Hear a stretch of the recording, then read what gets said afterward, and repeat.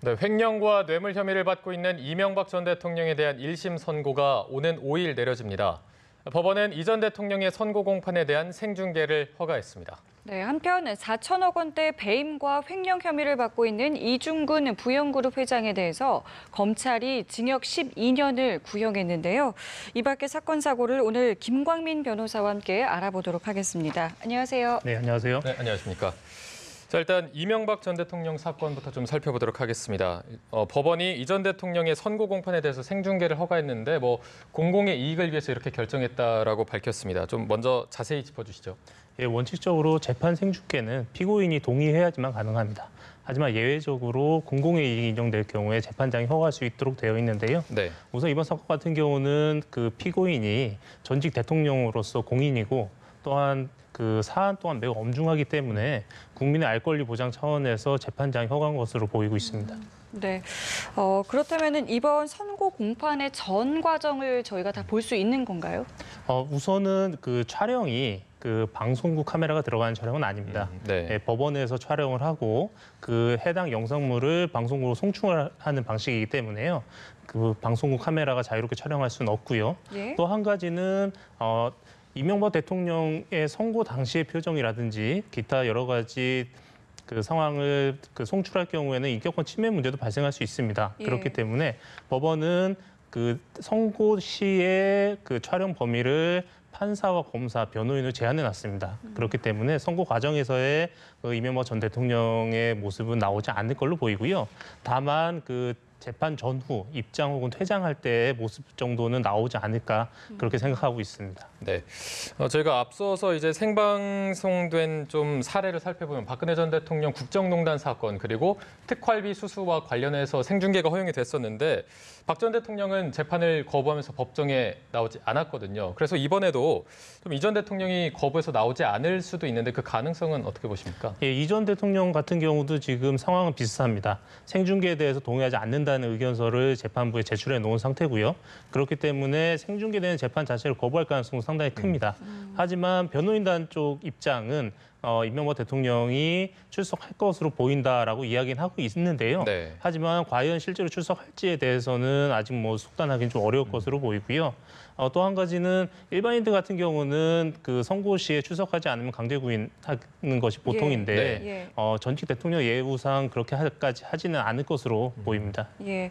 자, 이번 이제 선고 공판을 통해서 다스의 실소유주 문제가 이제 법원의 판단을 저희가 알게 될 것 같은데 일단은 검찰은 징역 20년을 구형한 상황입니다. 1심 선고 결과 좀 어떻게 예상해 볼 수 있을까요? 우선은 박근혜 전 대통령을 좀 참조해 볼 수 있을 것 같습니다. 당시에 30년을 구형했고 네. 24년이 선고됐었는데요. 이명박 전 대통령은 박근혜 사건보다는 한 10년 낮은 20년을 구형했습니다. 네. 예, 그렇기 때문에 20년보다는 좀 몇 년 정도는 낮춰서 선고가 되지 않을까 좀 예상이 되고요.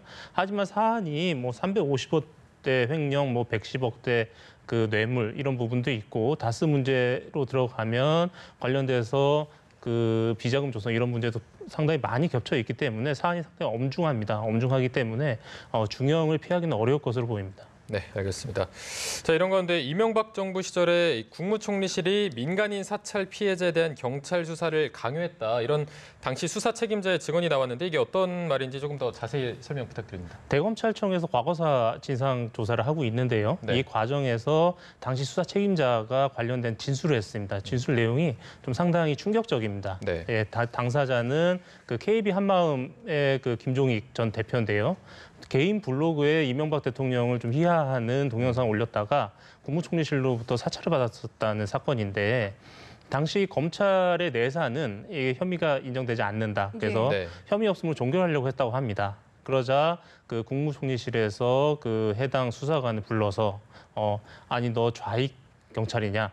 감히 네가 어딘데 여기 와서 이런 말을 하느냐 등등 협박을 하고 네. 심지어 사실상 감금 상태, 집에 돌아가지 못하게 사실상 감금 상태를 만든 다음에 예. 기소를 하겠다라는 각서까지 요구했다라는 내용으로서 민간인 사찰에 대해서 국무총리실이 상당히 전방위적으로 개입한 게 아닌가라는 의구심이 불러일으키는 진술들이었습니다. 예. 그러니까 외압이 있었다는 건데요. 앞으로 이 부분은 좀 어떻게 진행이 될 거라고 보시는지? 우선 당당 수사관이 상당히 신빙성 있는 진술을 했기 때문에요. 이 부분에 대해서 구체적인 전방위적인 수사는 반드시 뒤따를 수밖에 없다라고 보고 있고요. 예. 그렇다고 하면 지금 뭐 이명박 전 대통령 관련해서 여러 가지 수사가 진행되고 있는데 네. 이 부분도 매우 중대하게 또 새로운 사건으로 수사가 이루어질 것으로 보입니다. 알겠습니다. 자, 다음 일인데요. 이중근 부영그룹 회장이 재판에 넘겨졌습니다. 이번 혐의에 대해서 좀 자세하게 설명을 좀 부탁드릴게요. 네. 우선 4천억대의 그 횡령 배임 사건인데요. 이 부영그룹의 그 사업을 보면 좀 이 부분의 심각성이 알 수 있습니다. 예. 예, 주로 건설을 하고 있고 건설 중에서도 임대주택 건설을 주로 하고 있습니다. 예, 근데 부영그룹이 임대주택 사업을 하면서 분양가를 부풀려서 임대주택을 분양으로 전환할 때 분양가를 매우 부풀려서 4천억 정도를 횡령 배임했다라는 의혹이고요. 이 부분 같은 경우는 임대주택이 대부분 서민주택이기 때문에 서민에 대한 피해로 고스란히 옮겨진 사건이라고 볼 수 있습니다. 또 한 가지 사건은 2004년도에 계열사 돈으로 그 찬명 주식으로 한 240만 주 정도 네. 주식을 찬명 주식 보유했다라는 혐의로 당시 구속 재판을 받았었는데요. 이때 그 이중근 회장이 그 재판부에 회사의 피해를 다 변제했다라는 내용의 진술과 증거를 제출해서 예. 집행유예를 받았습니다. 예. 하지만 이후에 해당 사실이 없었던 것으로 그러니까 회사의 피해 사실 변제하지 않았다라는 것을 밝혀졌고요. 예. 이후에 해당 차명 주식은 자기 본인 명의로 전환해가지고 한번 무리를 일으킨 적도 있었습니다. 네. 이 12가지 혐의에 대해서 검찰이 이 회장에게 징역 12년에 벌금 73억 원을 구형을 했는데 이렇게 재벌 총수가 징역 10년 이상을 받는 게 좀 이례적이라는 평가도 나오는데 어떻게 좀 이런 판단이 나오게 된 건가요? 우선 관련 법안을 좀 살펴보면요. 그 특정 경제범죄 가중처벌에 관한 법률에서 보면 50억 이상 횡령을 했을 경우에는 무기징역까지 선고가 가능합니다. 네. 예, 그런데 한국에서 대기업 총수들의 그 횡령 배임에 대해서는 다소 좀 낮게 구형하는 경향이 있었습니다. 그렇고 그런 맥락 속에서 지난 그 사례를 살펴보면 예. 김우중 전 대우그룹 회장 그리고 신동미 롯데그룹 회장이 15년, 14년 이 정도로 해서 좀 높이 나왔었고요. 네. 대부분이 10년 이하로 나왔었습니다. 예, 이런 과정 속에서 이번에 12년 구형은 역대 세 번째. 예, 그리고 이재용 그 전 삼성 회장, 현 삼성 회장과 동일한 수준이고요. 이게 상당히 높은 그러니까 과거 선례와 살펴보면 상당히 높은 형량인데 네. 뭐 여러 가지 분석들이 있습니다. 분석들이 있는데 제가 좀 전에 말씀드렸던 것처럼 재판부에 허위 사실을 제출을 해서 집행유예 받던 사건 예. 이런 사건과 그 임대주택이기 때문에 서민에게 피해를 입혔다라는 부분 네. 이런 부분 때문에 좀 괘씸죄가 적용되지 않았나라는 것이 분석 중에 하나 있습니다. 예. 네.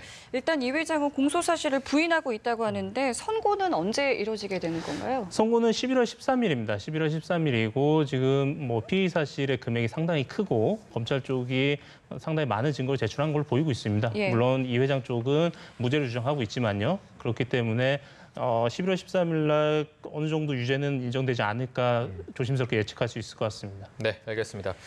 또 다음 사건도 한번 살펴보도록 하겠습니다. 지난 10월 1일이 국군의 날이었는데 현직 육군 장성이 부하 여군을 성추행한 사건이 발생했습니다. 이 사건도 자세히 좀 짚어주시죠.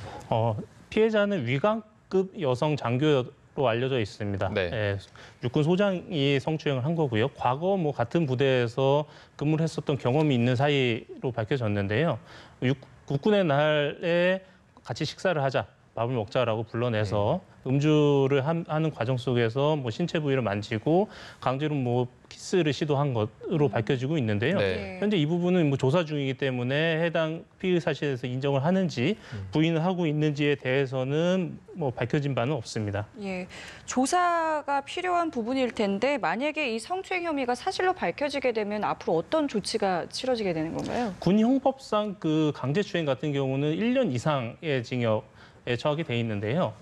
과거 선례들도 살펴볼 필요가 있을 것 같아요. 예. 과거 선례에서 장성급 군인의 성추행에 있어서 높게 형량이 나온 사례는 많지 않습니다. 네. 예. 가장 최근에 나왔던 사례는 그 징역 6월이 나온 사례가 있는데요. 예. 해당 사례 같은 건 피해자가 2명이었습니다. 2명이었기 때문에 이번 사례보다는 좀 엄중한 사례인 것 같고요. 그렇기 때문에 한 6개월 정도를 예측할 수 있지 않을까 생각합니다. 네. 이게 육군 장성의 어떤 부하 여군의 성추행 사건을 비롯해서 올해 좀 이런 사건이 많이 일어나고 있는데 이 A 소장이 또 군 교육기관을 지휘하는 또 업무를 담당하고 있는데 이런 일이 계속해서 좀 생기는 원인 그리고 해결할 수 있는 방안 같은 게 따로 있을까요? 군대 내에서 성추행 문제는 뭐 상당히 빈번히 일어났고 그 기간도 상당히 오래됐습니다. 그 과정 속에서 국방부라든지 아니면 해당 부대라든지 뭐 그 재발 방지를 위한 여러 가지 조치를 취해왔는데 사실상 현재에서 바라본다면 해당 조치들이 큰 효과가 없었다라고 볼 수 있을 것 같습니다. 예. 왜 그랬는지를 좀 한번 생각을 해보면 우선은 군대라는 조직 자체가 남성 중심의 조직이고 네. 또 하나는 그 상명하복 그리고 그 승진에 상당히 민감한 조직입니다. 그렇기 때문에 특히나 여성이 성추행을 당했을 때 해당 문제를 고발을 하고 그 고발이 자신의 불이익으로 돌아가지 않을 것이라는 그 확신을 가질 수 없는 부분이 네. 좀 매우 클 것 같아요. 그렇기 때문에 내가 성범죄를 저지른다고 하더라도 신고되지 않을 것이다.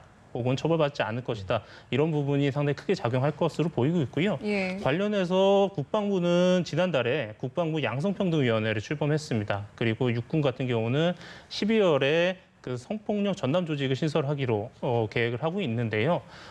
이러한 전담 조직을 통해서 그 군대 내에서 발생한 성범죄에 대한 전수조사를 하고 해당자들에게 매우 엄중하게 처벌을 해서 예. 군대에서 성범죄를 저질렀을 경우에는 무조건 밝혀지고 무조건 처벌을 받게 된다라는 좀 경각심을 강력하게 심어줄 필요가 있을 것으로 생각됩니다. 알겠습니다. 저희 지금까지 김광민 변호사와 함께 이야기 나눠봤습니다. 오늘 말씀 고맙습니다. 맞습니다. 감사합니다.